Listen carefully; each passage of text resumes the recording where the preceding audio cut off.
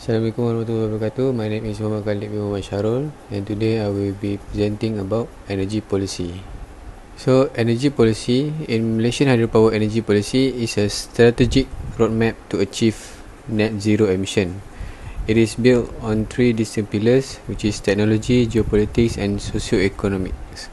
So, the first one is technology pillars. The hybrid hydro floating solar HHFS. This technology places solar panels on existing dam reservoir. So the benefit is solve the intermittency problem. Solar generate power by day, saving water to generate hydropower by night. It increase high efficiency without needing more land. Second one is the geopolitical pillars, which is Sarawak as the green battery. Strategically, the Sarawak positioning as the green battery of Southeast Asia. So the benefit is leveraging Sarawak high rainfall and topography and exporting surplus clean energy to neighbours like Singapore and Indonesia. So this secures Malaysia's role as the central hub of the Asian power grid. And the last one is the socio-economic pillars. So small hydro and FIT 2.0. So democratizing energy through small hydro and FIT in tariff FIT. So the benefit small hydro project under 30 megawatt allow rural communities to generate their own power and sell it back to the grid. Okay, next I will be presenting about current trend in Malaysia. So Malaysia hydropower sector is undergoing a rapid transformation, shifting from traditional dam-based generation to multifunctional energy ecosystem. A primary driver from this trend is the large-scale implementation of hybrid hydro floating solar HHFS, notably with the July 2025 launch of landmark project at the Sultan Mahmud Hydroelectric Power Station in Kenyir. This initiative, part of Tenaga Nasional Berhad TNB Border 2.5 gigawatt hybrid solar hydro strategy, utilize reservoir surface for solar panels to conserve water during the day and generate power at night, effectively treating them as natural batteries. Simultaneously, Sarawak is solidifying its role as the green battery and target to reach 10 gigawatt of generation capacity by 2030. The state is leveraging its vast hydro resources to anchor the Asian power grid APG, facilitating cross-border clean energy export to Singapore, Indonesia and Brunei. Finally, hydropower is become a critical enabler of the green hydrogen economy. Abundant and low-cost hydroelectricity in Sarawak and Peninsular Malaysia provide the necessary power for electrolyzers to produce green hydrogen, methanol and ammonia. Major projects like the H2 Biscus initiative in Sarawak are already in development, aiming to position Malaysia as a top-tier exporter in the Asia Pacific hydrogen market by 2030. Assalamualaikum warahmatullahi wabarakatuh. My name is IMRAN bin SALAHUDDIN, and now I will be presenting on the issue of the hydropower. So the first major issue is what the International Energy Agency calls the Forgotten Giant Paradox. As you can see from the chart, while investment is pouring into wind and solar, the hydropower growth is stagnating. This creates a dangerous gap, which we are building green grid that relies on the weather, but we are not building enough stable hydropower to back it up when the sun is not shining. Next, the second issue is reliability and flexibility crisis. There is a huge irony here, which is we need water to fight the climate change, but at the same time the climate change is making our water supply unstable. Recently, we saw a yo-yo effect where global droughts cause power generation to plummet. Furthermore, we have a technological issue, which are most dams are now old and designed to run 24/7. But today, the grid doesn't need constant power, but it needs batteries. The urgent challenge is converting these old dams into pump storage system to store energy rather than just generating it. So for the next issue, let's bring this closer to home, Malaysia.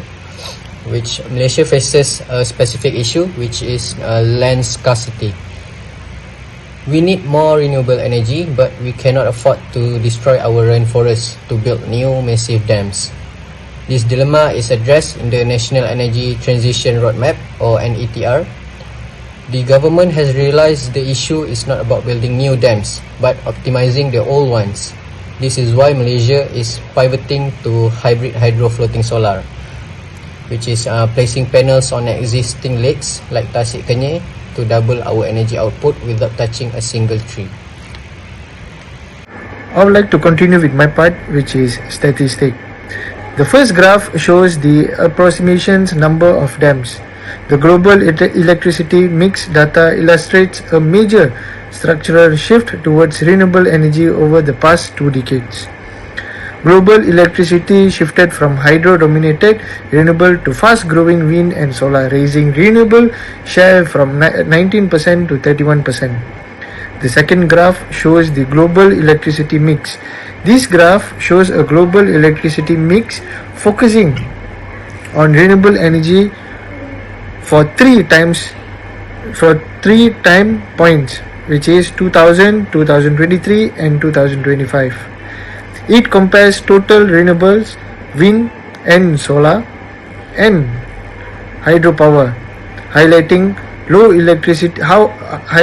how electricity generation has changed over time. Graph is capacity, which is a pie chart of global hydropower leads renewables dominated by conventional dams, while pump storage grows rapidly, supporting grid stability and recovering generations after droughts. We can see conventional hydro is 1253.87%, while the pump storage hydro is 189.19%. Okay, hydropower is a key of renewable source, but it faces several challenges today. One major issue is climate change. Since hydropower depends on water, change in rainfall reduce water levels in rivers and dams, making electricity production less reliable. Another challenge is the high cost and long construction time. Alright, building dams and power stations take years and requires a lot of money, which is why some countries prefer faster and cheaper options like wind and solar energy. Hydropower is also growing more slowly compared to other renewables. Many plants are old, which is increased maintenance costs and reduced efficiency. On top of that, there are environmental concerns like ecosystem damage and impacts on local communities. To stay relevant, hydropowers must adopt better technology and focus on sustainability for the future. Today, I will briefly discuss the advantages and disadvantages of hydropower, focusing on large-scale and small-scale systems. First, large-scale hydropower generates electricity without using fossil fuels, which means it produces very low carbon dioxide emissions. This makes it an environmentally friendly energy source. Next, small-scale hydropower is especially important for remote and rural areas that are not connected to the national power grid. It provides a reliable source of electricity and improves access to basic services. Most small-scale hydropower systems operate without large water storage reservoirs, which reduce environmental impact and avoids land flooding. However, hydropower also has disadvantages. The construction of dams disrupt natural river flow, affecting fish migration, sediment transport, and downstream ecosystem. Over time, the reservoir may fill with sediment, reducing efficiency, and dams are difficult to remove once built. Okay, next I will be presenting about facts figures. So, based on these facts figures, as we can see, renewable is already outpacing global demand. So, a historic turning point was reached in the first half of 2025 as the growth in solar and wind generation fully outpaced the rise in global electricity demand. While global demand rose by 2.6%, the combined increase from solar and met 109% of this new requirement. This surplus allowed renewable to overtake coal as the world primary source of electricity generation for the first time, signalling a structural shift away from fossil fuel as a clean power begins to stir the direction of the global energy.